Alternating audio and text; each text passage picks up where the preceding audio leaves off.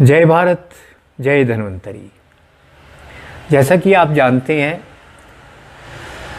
हम और हमारे जैसे अनेक लोग भारत को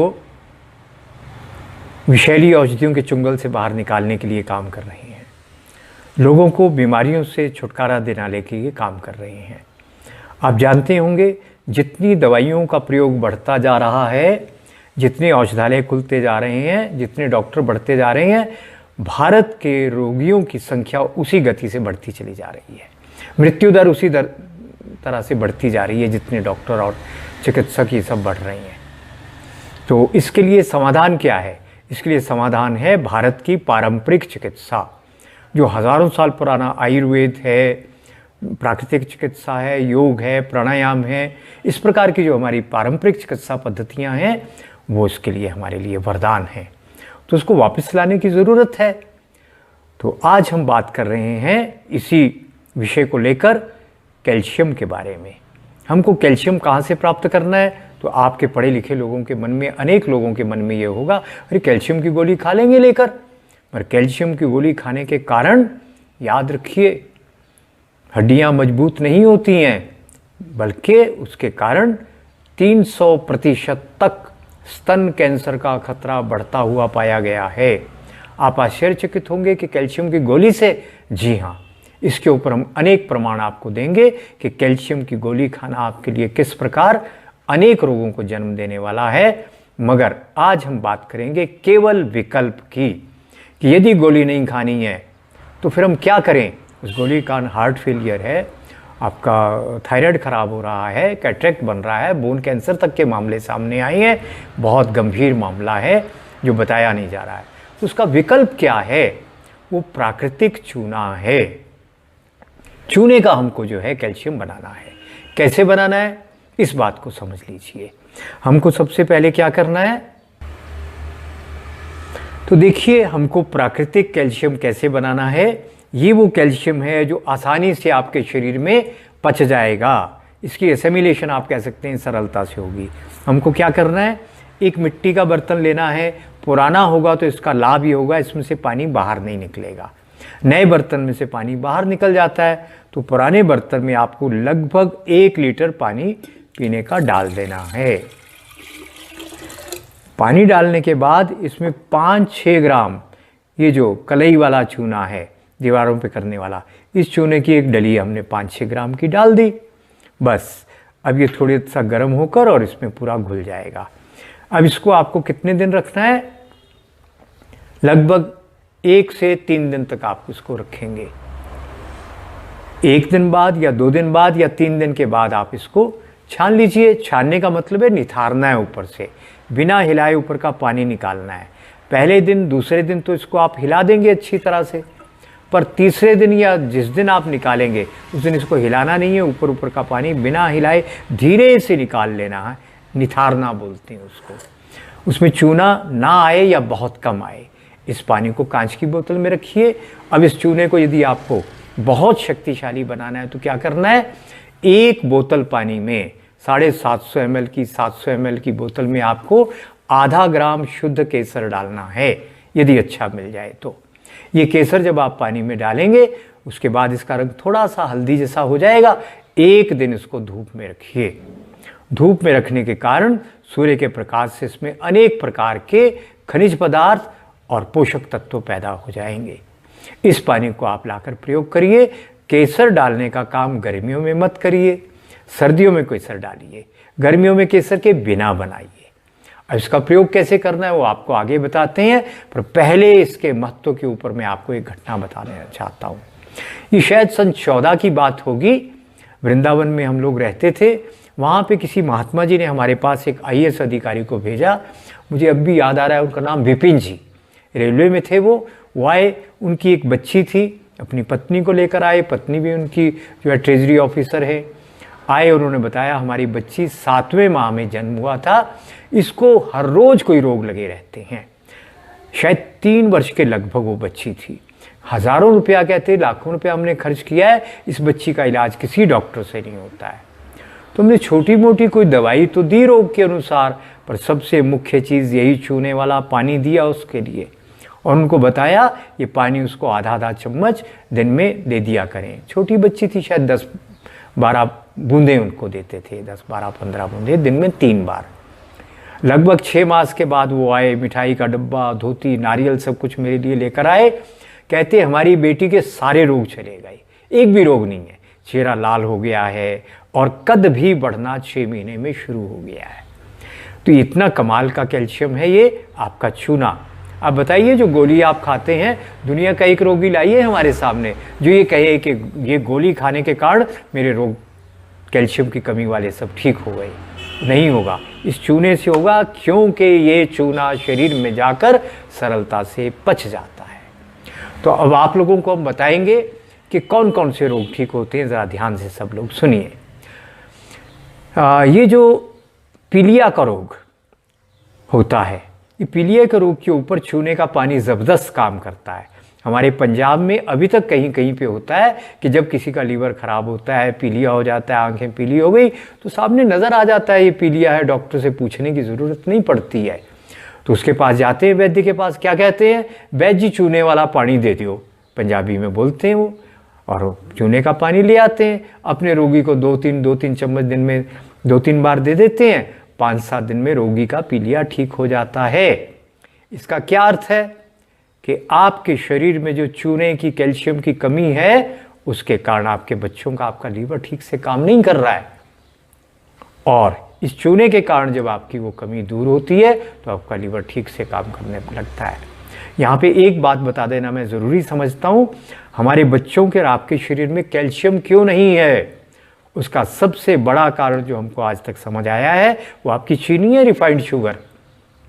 इसके ऊपर भी हम एक वीडियो आपको बनाकर देंगे, बताएंगे किस प्रकार से चीनी के कारण शरीर का पूरा कैल्शियम नष्ट हो जाता है और हृदय रोग भरपूर होते हैं इस रिफाइंड शुगर के कारण। कोलेस्ट्रॉल के कारण नहीं हार्ट खराब होता, आपका हार्ट खराब जिन कारणों में से होता है उनमें से एक कारण है आपकी चीनी। तो चीनी अगर आपके जीवन से हट जाए तो आपके शरीर में फिर कैल्शियम की कमी होगी ही नहीं। तो अगर कमी हो गई है तो गोली से नहीं, इस चूने के पानी से ठीक होगी। और दूसरा आपका पीलिया के बाद दूसरा है आपके फर्टिलिटी सेंटर बहुत खुल गए हैं जगह जगह पे। खूब पैसा लेकर वो कहते हैं माता पिता की संतान होती नहीं है लड़के लड़कियों के। क्यों नहीं होती? उनके स्पर्म नहीं है, उनके अंडा नहीं बनता है, या ऐसी कोई और समस्या है, फैलोपियन ट्यूब खराब है। वो ये नहीं बताते हैं कि आपकी ये बांझपन पैदा कैसे हुआ है। वो तो आपको ये कहते हैं आओ इतना लाख रुपया दो, हम आपको बच्चा दे देंगे। ये फर्टिलिटी सेंटर खोलने वालों से हमको ये पूछना चाहिए, अरे ये तो बता दो ये बांझ बने क्यों हमारे लोग। एक एक माँ के 5, 7, 10, 12 बच्चे भी होते थे उसी देश में जहाँ पे 10, 12 बच्चे एक माँ के होते थे। आज एक बच्चा नहीं हो रहा है, मामला क्या है? उनको बताना नहीं है। कारण है आपका शरीर रक्त अम्लीय हो चुका है, एसिडिक हो चुका है, जिसके कारण आपके स्पर्म मर जाते हैं। और स्पर्म जो है वो जो महिला के पत्नी के शरीर में जाते हैं, वो उसके जो स्पर्म जो है शुक्राणु जाते हैं, उसके अम्लीय वातावरण के कारण शुक्राणु तुरंत मर जाते हैं उसके शरीर में। तो ये अम्ल इसका कारण है। तो उसको दूर करने का उपाय क्या है? बांझपन का अति उत्तम चिकित्सा है यही चूना। इस चूने का प्रयोग करिए। आप कहेंगे चूने का प्रयोग करें कैसे? तो आपको बताया ये पानी, कितना पानी आपको लेना है? ये पानी आपको लेना है 2 से 4 चम्मच तक दिन भर में। 5 चम्मच ले सकते हैं, अधिकतम 6 चम्मच बड़े आदमी को दे सकते हैं। मान लीजिए 2 चम्मच पराता है, 2 दोपहर को, 2 शाम को खाने के साथ ले लिए, दाल में ले लिए, दही में ले लिए, दूध में ले लिए। कुछ लोग दूध में मना करते हैं, गलत मना करते हैं। दूध के साथ इसका मेल अति उत्तम है, छाती की जलन को समाप्त कर देता है ठंडे दूध के साथ लेने पर दूध देसी गाय का हो। यदि आपके भाग्य में देसी गाय का दूध नहीं है तो भैंस का, बकरी का दूध ले लो, मगर थैली का दूध नहीं चलेगा। विदेशी गाय का दूध जहरीला है, उससे रोग बढ़ जाएंगे।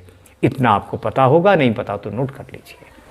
अब आपकी बांझपन की, स्त्री पुरुषों की दवा अति उत्तम हो गई चूना। फिर तीसरी है जिन बच्चों की बुद्धि कम है, बौद्धिक विकास नहीं हुआ है, शरीर नहीं बढ़ता है, कद छोटे हैं, रंग पीला है, लीवर भी ठीक नहीं है और सीखने की क्षमता भी नहीं है, उनका क्या इलाज है?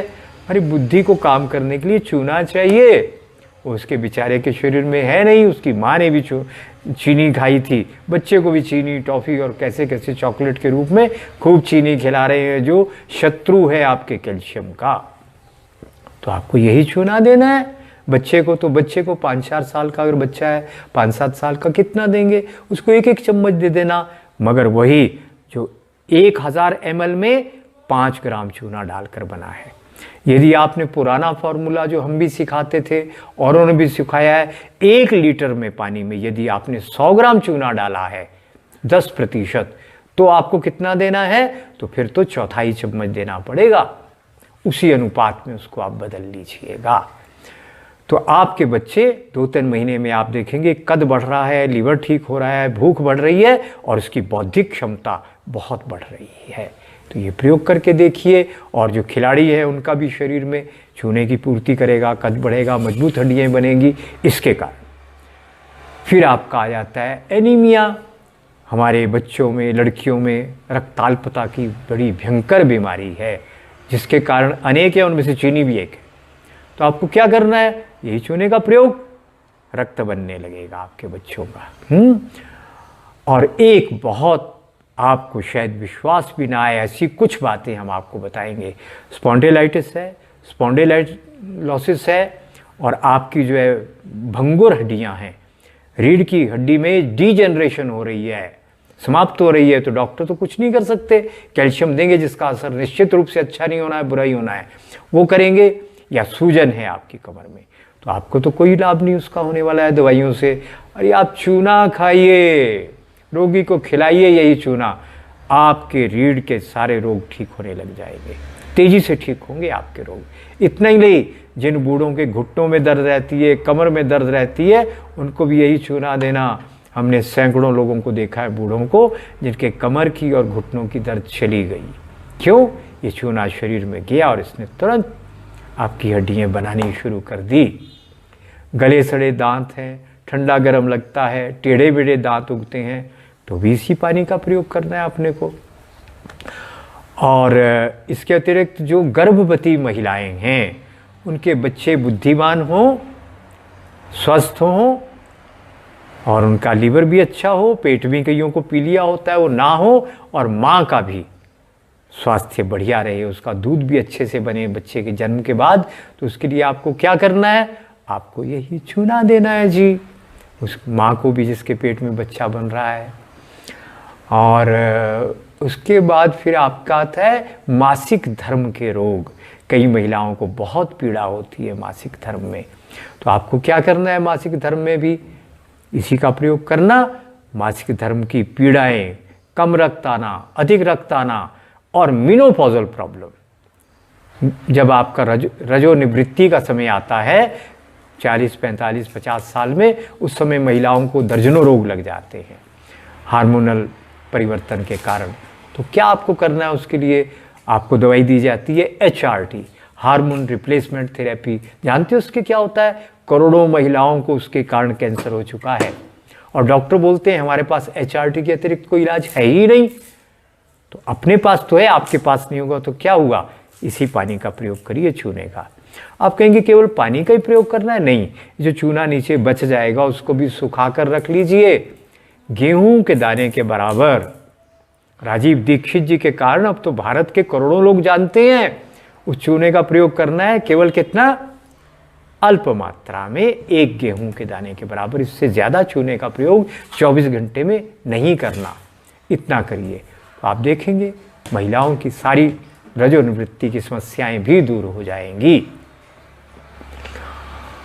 गांठें, ट्यूमर बनते हैं, कठोर हो या नरम हो, वो भी ठीक होंगे।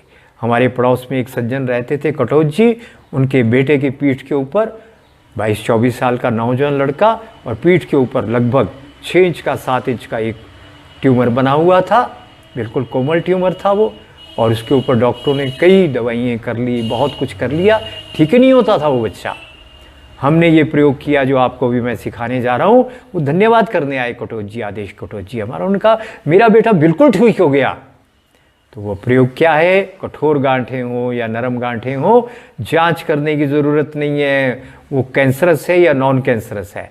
पहले आप ये प्रयोग करिए, उसके बाद जांच कराएंगे।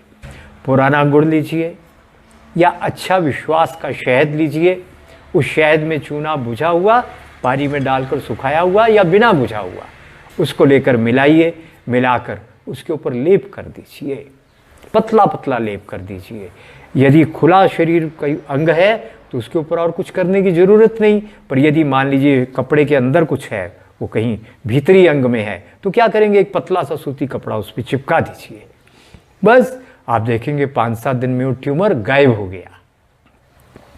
इतना कमाल आपका हुआ। इसी प्रकार मस्से होते हैं, वाट होते हैं, कील होते हैं, निकलते हैं ना, पाँव में कील निकल गया जी, बस चल नहीं सकते, ऑपरेशन करके निकाला फिर हो गया। तो आपको क्या करना है, उसको सुई को थोड़ा गर्म करना, मोमबत्ती के ऊपर ठंडा करना, है ना, स्टेरलाइज हो गया ये, और सुई से उसको थोड़ा कुरेद देना कील को या मस्से को, कुरेद कर यही चूना पान की डंडी से उस पर लगा देना, भर देना, ऊपर टेप लगा देना। और मस्सा है तो टेप की ज़रूरत नहीं है, और कील है जो पाँव में होते हैं बहुत तकलीफ़ देते हैं, उसमें भर देना। आप देखेंगे कुछ दिन बाद वो कील तो गायब हो गई। तो इस प्रकार आपकी कील भी गायब हो जाएगी। अब एक और आपको अद्भुत प्रयोग बता रहे हैं। जब व्यक्ति जल जाता है उसकी भयंकर पीड़ा होती है, उसकी पीड़ा के कारण लोगों को पीड़ा होने लगती है, इतना वो तड़पता है, जलन, ज़रा सा जल जाए कितना कष्ट होता है। हमारे डॉक्टर दवाइयाँ लगाते हैं, आधुनिक डॉक्टर, और जो 50% से ऊपर जल गया है वो तो अधिकांश मर ही जाते हैं, और कोई बच भी जाए तो विकृत अंग हो जाते हैं, दाग काले पड़ जाते हैं, चमड़ी की आकृति बिगड़ जाती है। हम आपको ऐसी एक औषधि बता रहे हैं, हमारे ऋषि मुनियों की देन है, जिसके कारण कोई दाग नहीं पड़ेगा। लगाने के बाद कुछ सेकंड के अंदर तड़पता हुआ रोगी शांत हो जाएगा, और जितना मांस जल गया वो मांस पूरा नया बन जाएगा, पूरे का पूरा। जादू जैसी औषधि है ये। इसमें क्या करना है, आपको राल ले लेनी है, राल को लेकर आपको अच्छी तरह से बारीक पाउडर बना देना है। आप अगर पूछेंगे राल क्या है, पंसारी के पास, जड़ी बूटी विक्रेता के पास जाना, 100 ग्राम ले आना राल, बढ़िया वाली राल लाना, एक पेड़ का गोंद होता है, उसको लाकर पीस कर रख लेना। दूसरा आपको क्या लाना है, दूसरा आपको शुद्ध नारियल का तेल चाहिए, केमिकल के बिना। ये जितने भी कंपनियों वाले तेल बेच रहे हैं, इसको सूंघने के बाद आपको लगेगा कि अच्छा नहीं लग रहा है, तीखापन है, सारे केमिकल से भरे हुए हैं। आप कहेंगे नारियल में से तेल स्वयं निकाल ले, तो आपका नारियल ही केमिकल वाला है। अब तो हज़ारों साल में केमिकल नहीं था नारियल में, अब प्रबंध कर दिया गया है कि आपके नारियल में जहर डालना ही पड़े। एक ऐसा कीड़ा पैदा कर दिया जो आसानी से मरता ही नहीं है और पूरी नारियल की फसल बर्बाद कर देता है। सब लोग सोए पड़े हैं, सरकार सोई पड़ी है, आपकी हर अच्छी चीज़ को नष्ट करने का कार्यक्रम चल रहा है देश के शत्रुओं के द्वारा, और सब लोग सोए पड़े हैं। सब जागिए और जगाइए, तभी जाकर अब बचेंगे। सरकार भी कोई आकाश से नहीं उतरी हुई है, उस सरकार को भी तभी पता लगेगा जब आप करोड़ों लोग इस बात को जान जाएंगे। जो सरकार भी उन्हीं के चुंगल में फंसी हुई है जो इस देश को बर्बाद करना चाहते हैं। तो आपको क्या करना है, आपको दूसरी चीज़ लानी है, रतन ज्योत। वो थोड़ी सी डालते हैं ना तेल में, ब्राउन से रंग के पत्ते से होते हैं, तुरंत लाल रंग छोड़ता है, वो एक प्राकृतिक पौधे से बनता है। वो जेट्रोफा वाला रतन ज्योत नहीं, जो पेड़ होता है ऊंचा, वो रतन ज्योत अलग है। एक पहाड़ों पर होता है छोटा सा पौधा, उसकी जड़ें भूरे रंग की कागज़ के छिलके जैसे निकलते हैं उसमें से, और उसको जैसे ही तेल में गर्म में डालो एकदम तीखा लाल रंग निकलता है। तो रतन ज्योत ले आइए, बढ़िया नारियल का तेल। अब आपको क्या करना है, 100-150 ग्राम नारियल तेल को थोड़ा सा गर्म करना है, और उसमें नीचे उतार कर उसमें ये रतन ज्योत डाल देनी है। थोड़ी देर में पूरा रंग उसका लाल रंग का निकल आएगा। जब पूरा रंग निकल आए तो उसको छान लेना है, लोहे की छलनी से छान कर उसको संभाल कर रख लीजिए। अब आपकी एक शीशी में राल है, एक में आपका 100-150 ग्राम ये नारियल का तेल है, और चूना पानी में भिगोकर उस पानी को रख छोड़िए। वो पानी 1 लीटर में 5 ग्राम चूना डालकर नहीं बनाना है, 1 लीटर पानी में 100 ग्राम चूना डालकर आपको वो पानी बनाना है। और 2-3 दिन बाद रोज हिलाना, 2-3-4 दिन के बाद पानी को निकाल कर कांच की शीशी में रख लेना। वो कभी नहीं सड़ेगा गंगा जल की तरह। और दुर्योग से कभी किसी व्यक्ति का कोई अंग जल जाए, कोई व्यक्ति जल जाए कम या ज़्यादा, डॉक्टर के पास जाना ज़रूरी हो तो चले जाना, पर यदि जीवन का खतरा नहीं है तो आप उसकी चिकित्सा कर देना, आप उसके अच्छे चिकित्सक बन जाएंगे। वो चूने का पानी लेना, नारियल का तेल भिगोकर उसमें उतना ही नारियल का पानी और तेल दोनों को फेंटना, और उसमें जितना आपने दोनों चीज़ें डाली उससे चौथाई राल डालकर, मान लीजिए आपने तेल डाला 50 ग्राम, नारियल का तेल 50 ग्राम, चूने का पानी 50 ग्राम, और इसमें 50 ग्राम का चौथा भाग कितना हुआ 12 ग्राम, 12 चौक 48, 12-13 ग्राम इसमें राल डालना, खूब फेंटना अच्छी तरह से। जब उसकी 10-15 मिनट में अच्छी बढ़िया मल्लम बन जाए, पर कृपा करके कांच के बर्तन में, पीतल में फेंटना, स्टील में नहीं फेंटना। चम्मच भी पीतल का रख छोड़ना, या लकड़ी से फेंट देना, नीम की, पीपल की लकड़ी से। खूब एक जान जब हो जाए उसको लगाना। अगर मुर्गी के पंख से लगाएंगे, किसी कोमल चीज़ से लगाएंगे तो रोगी को कष्ट नहीं होगा। तो मुर्गी के पंख का उपयोग यहाँ बहुत अच्छा है। वो पंख से उसके ऊपर लगाइए, लगते ही कुछ सेकंड में रोगी तड़पना बंद कर देगा। और ये दवाई उतर जाए कहीं से तो और लगाना, नहीं तो और लगाने की ज़रूरत नहीं पड़ती। ये जब दवाई उतरेगी ना, पूरा ठीक करके उतरेगी 2, 4, 5, 10 दिन में, आप देखेंगे पूरी चमड़ी जो जल गई थी नई बन चुकी है, पूरा दाग समाप्त हो गए हैं, कोई दाग नहीं। कोई बच्ची है, छोटी बच्ची जल जाए, विवाह शादी में मुश्किल आती है, कोई लड़का जल गया, चेहरा जला तो, और तेजाब से जो बच्चे जलते हैं उनके ऊपर भी यही लगाकर देखना। तेजाब क्या है? एसिड है। और ये क्या है? ये सब एल्कलाइन है, ये अल्कली है, वो अम्ल है, ये क्षार है। वो बच्चे भी ठीक होंगे, उनके चेहरे भी विकृत नहीं रहेंगे।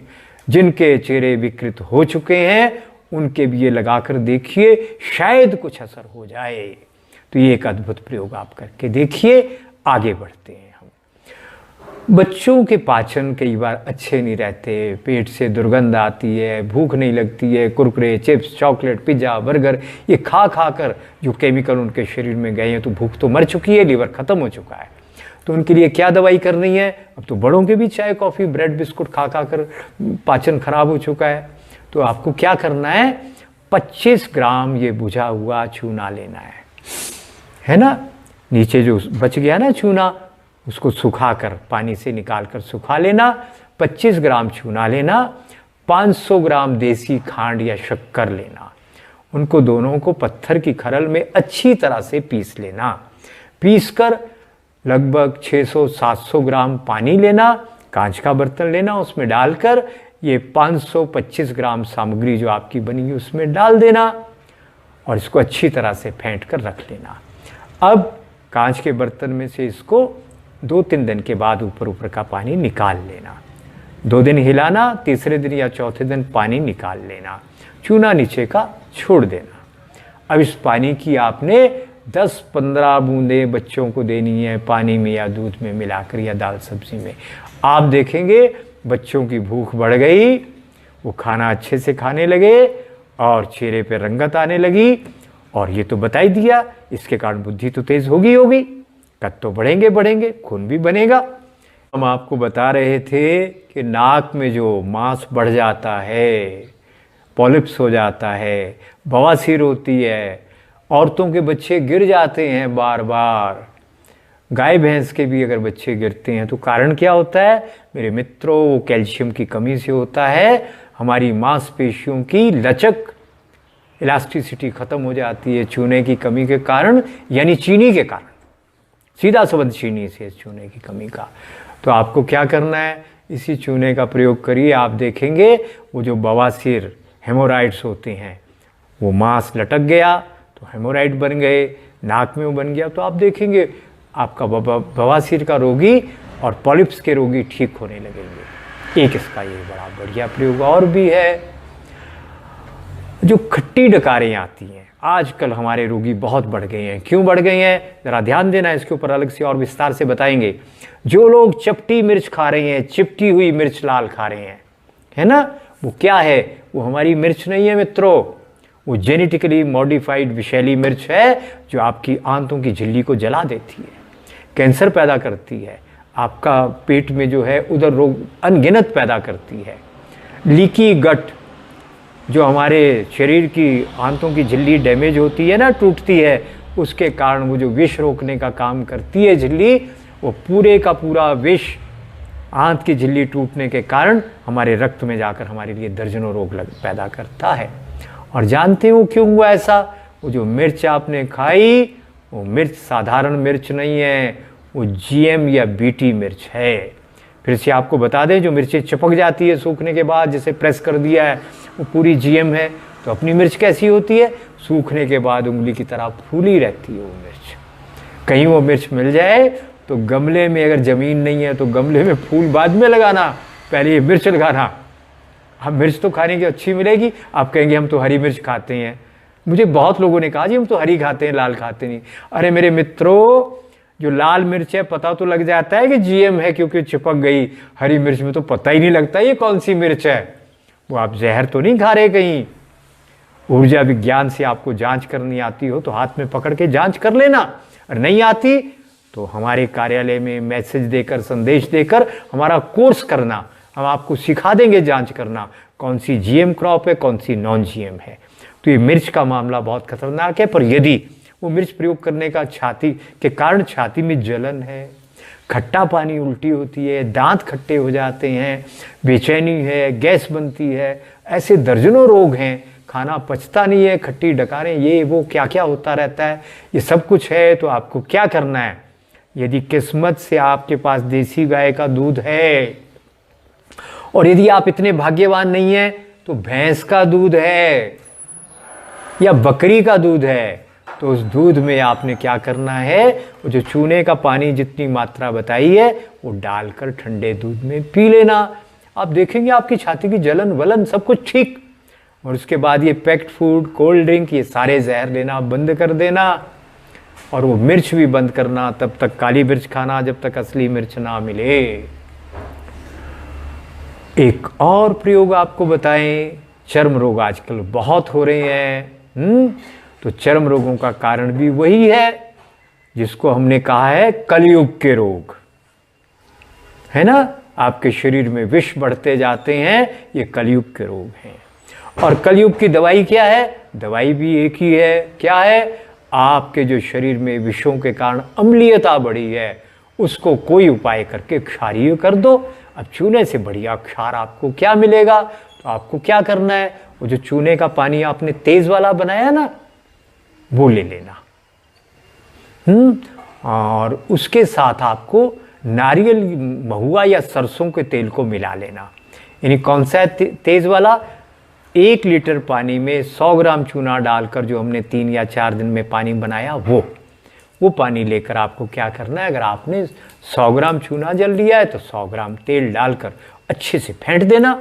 महुआ, नारियल, सरसों, जो अच्छा तेल मिल जाए, अच्छे से फेंट कर उसको कांच के जार में रख लेना, बोतल में। और आपके शरीर पे जो चर्म रोग है, नए पुराने, सूखे या पानी वाले, पस वाले, उन सब के ऊपर इसको लगाना। प्रभु कृपा से लगभग सभी रोग ठीक होने लगेंगे। पर एक कृपा करना हमारे ऊपर और अपने ऊपर। वो क्या कृपा करना? ये दवाई असफल ना हो जाए, इसके लिए खट्टा नहीं, तीखा नहीं, पैक्ड फूड नहीं, मैदा नहीं, बेकरी आइटम नहीं, वो कुछ नहीं खाना है। और विदेशी गाय के घी दूध का प्रयोग नहीं करना है, बहुत विषैला है। और मिर्च वगैरह सब कुछ बंद। काली मिर्च खा सकते हैं।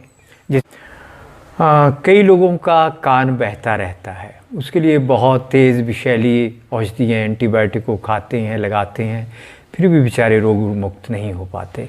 तो उसके लिए एक सरल सा प्रयोग कर लीजिए। यदि देसी गाय का मूत्र मिल जाए या बछिया का मूत्र हो तो और भी अच्छा, और ना मिले तो अर्क तो मिल ही जाएगा। तो 100 ml आप मिलीलीटर गौमूत्र या अर्क ले लीजिए, और उसमें जो तेज़ वाला चूने का पानी है, यानी 1 लीटर में 100 ग्राम चूना डालकर, पानी 1 लीटर, चूना 100 ग्राम, वो लेकर आप जो इसमें से चूना 20 ml पानी लीजिए उसका। ये पानी को और इसको आप दोनों चीज़ों को, गौमूत्र को फेंट कर अच्छी तरह रख लीजिए। अब इसमें रुई भिगोकर कान में डालिए।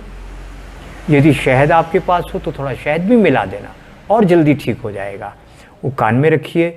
यदि फिटकरी मिल जाए तो चुटकी भर फिटकरी डालिए। 2-4 दिन में ही इस बत्ती को कान में डालने से पूरा कान बहना बंद हो जाएगा। अब हमने क्या क्या डाला? 100 ग्राम गौमूत्र डाला, और 20 ग्राम उसमें चूने का पानी डाला और उसमें आप लगभग 5 ग्राम फिटकरी डाल दीजिए और 5 ही ग्राम उसमें क्या डालेंगे हम, और शहद, 5 से 10 ग्राम शहद डाल दीजिए। इन सबको फेंट कर रख लीजिए। ये कान की उत्तम दवाई आपकी बन गई, जल्दी से ख़राब भी नहीं होती है ये। और या फिर ड्रॉपर के साथ 4-5 बूंदें इसकी डालिए रोज़ और रुई लगा दीजिए और रोज़ गोमूत्र से कान को धोकर रोज़ ये डालिए। आप देखेंगे कान का बहना अच्छे से ठीक हो जाएगा। खान पान में कोई भी खट्टा और पित्त बढ़ाने वाली मिर्च वाली चीज़ नहीं लेनी।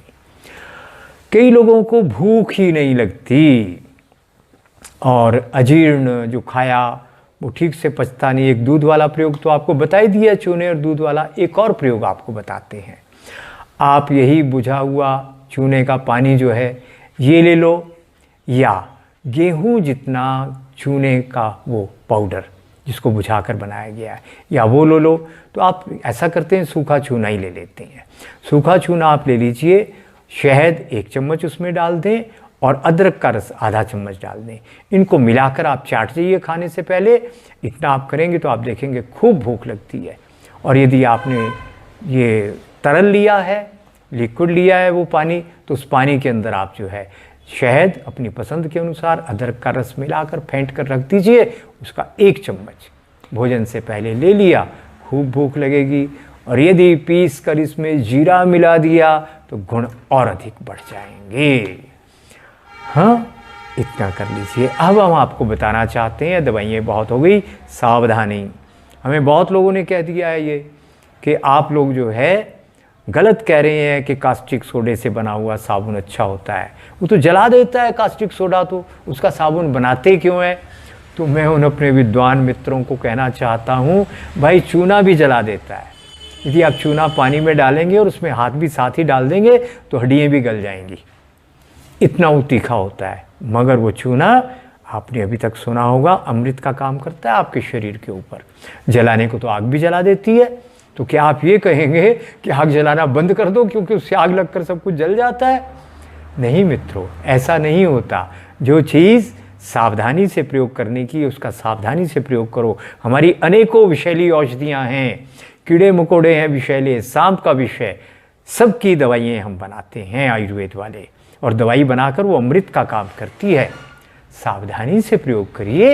इसी तरह साबुन में भी वो जो एल्कलाइन है कास्टिक सोडा, वो अगर ठीक से उसका प्रयोग किया जाए, वो 1-2 महीने में पूरा उसकी जो है वो तीखापन समाप्त हो जाता है, दुष्प्रभाव। तो प्रयोग कर सकते हैं। ऐसे चूने का सावधानी से प्रयोग करें तो हानिकारक नहीं है। अब सावधानी सुनिए। भीगा हुआ चूना सुखाने के बाद 1 गेहूं के दाने से अधिक 24 घंटे में कभी प्रयोग नहीं करना है। जो आपने 1 लीटर पानी में 5 ग्राम चूना डालकर चूने का पानी बनाया है, वो आपने कभी भी 4 या 5 चम्मच से अधिक 24 घंटे में नहीं लेना है बड़े लोगों के लिए। ये भी ध्यान रखिए। और यदि आपने 1 लीटर में 100 ग्राम चूना डालकर बनाया है, तब तो उसको 1/4 चम्मच, आधा चम्मच, बस, इससे अधिक नहीं लेना, वो भी पानी में मिलाकर लेना। यदि आपने चूना अधिक ले लिया तो ये क्या करेगा? ये संकोचक है, एस्ट्रीजेंट है, जला भी देता है। और अंदर जैसे मिट्टी सूखने पर फटती है ना, जब धूप नहीं पड़ती, ऐसी आंतों में दरारें पड़ जाएंगी, खून आने लगेगा, वमन में भी आएगा, मल में भी खून आएगा, व्यक्ति मर सकता है। इसलिए लापरवाही से इसका प्रयोग बिल्कुल नहीं होना चाहिए। मगर इतना विश्वास रखिए, जितनी घातक आपकी कैल्शियम की गोली है, जिसके कारण अनेक भयंकर रोग लगते हैं, उसकी तुलना में चूना अमृत है। तो इस अभियान में आइए हम सब मिलकर काम करें सावधानी से, जिससे सारा देश रोग मुक्त किया जा सके। और लाखों करोड़ रुपया जो देश का लुटकर बाहर जा रहा है, विदेशों में जा रहा है, उसको रोकिए। और जो दवाइयों के कारण लोग अधिक रोगी बन रहे हैं, उस सबको रोकिए और अपनी दवाइयों से अपने देश को, अपने समाज को स्वस्थ बनाइए। चिकित्सा कोई कठिन काम नहीं है। हमारे देश में हर बूढ़ा, बच्चा, जवान चिकित्सा करता था 90% रोगों की। फिर से उसी संस्कृति को वापस लाना है। हमको 90% रोगों का स्वयं इलाज करना आना चाहिए। सरल है, हम सिखाएंगे। हम जैसे और अच्छे हमसे वैद्य हैं, उनसे सीखिए, इस परंपरा को आगे बढ़ाइए। जय धन्वंतरी, जय भारत।